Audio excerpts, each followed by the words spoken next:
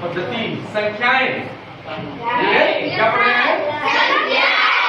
संख्याओं में जो है कितनी प्रकार की संख्याएं होती है? Very good.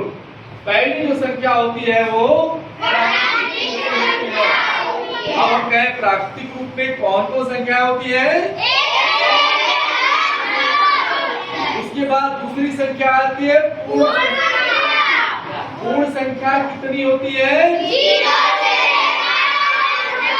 यानी प्राकृतिक में सिर्फ 0 जोड़ देंगे वो सारी की सारी पूर्ण संख्याएं।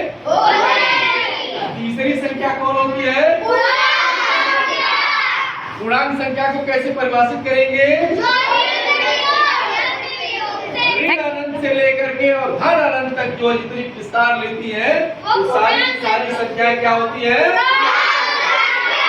Very good. अगला जो संख्या क्या होती है?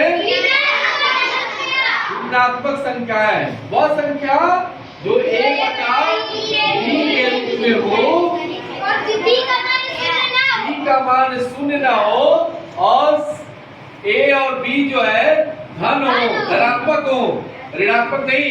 वो सारी की सारी संख्याएं क्या होती है? क्या होती है? और सबसे लास्ट में जो सबको अपने अंदर जोड़ता है उसको बोलते हैं परिमेय संख्या। और परिमेय संख्या में क्या होता है? दो संख्याएं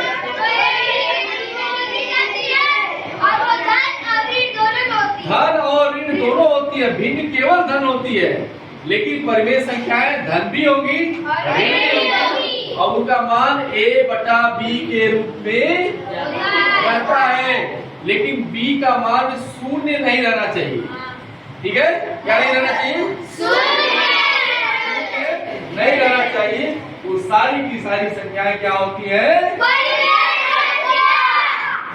बात समझ आ गई? बहुत